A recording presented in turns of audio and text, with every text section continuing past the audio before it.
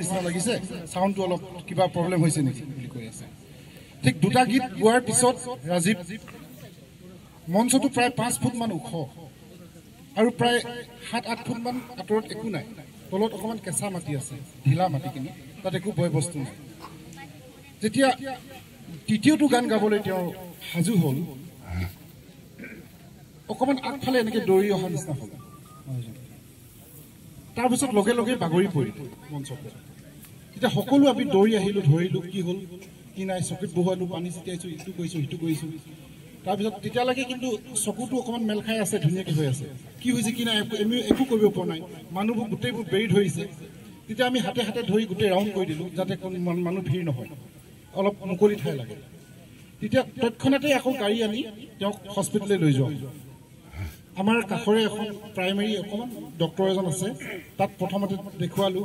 তাৰপিছত DC বৰা তাত আহিলে তাৰপিছত তিনিচুকীয়াৰ কোনোবা এখন মেডিকেললৈ লৈ যোৱা হ'ল তাৰপিছত লগে লগে মেডিকেল লৈ যোৱা আমাৰ ল'ৰা 7-8টা লাগি গ'ল লগতে কালিও আহিছে আজিও আমি আহিছোঁ ৰহবাৰী পৰ্যটন মেলাস্থলীৰ পৰা তাৰ লগে লগে আমাৰ সেই অনুষ্ঠানটো বাতিল কৰি দিয়া হ'ল আৰু কালি আমি ৰহবাৰী গোটেই গাঁৱৰ এলেকাই ৰাইজে ঘৰে ঘৰে বন্তি প্ৰজ্বলন কৰিছে আমি ভাবিব নোৱাৰা এটা ঘটনা হৈ গ'ল ৰাজীৱ য'তেই আছে কুশলে থাকক ৰাজীৱে কিন্তু মোক বন্ধু বুলি সম্বোধন কৰিছিল মই তেওঁক বন্ধু হিচাপে মই তেওঁক জানো ৰাজীৱৰ যি গীত সেই গীত হৈছে জাউতি যোগীয়া আমাৰ অসমৰ কাৰণে গোৱা গীত জাতিক জগোৱা গীত গোৱা আমাৰ গণশিল্পীজন গুচি গ'ল আমি সকলোৱে একত্ৰিত হৈ এতিয়া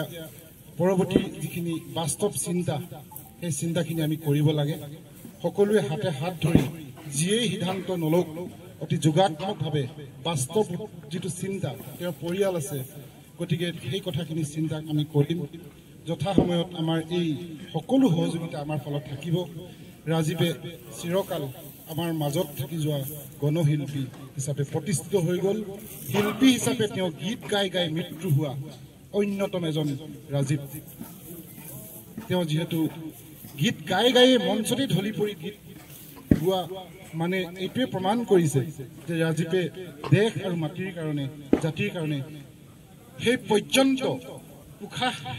লোৱাৰ শেষ উশাহলৈকে তেওঁ এই কথাখিনিকে তেওঁ কৈ গৈছে ধন্যবাদ জনাইছোঁ সকলোকে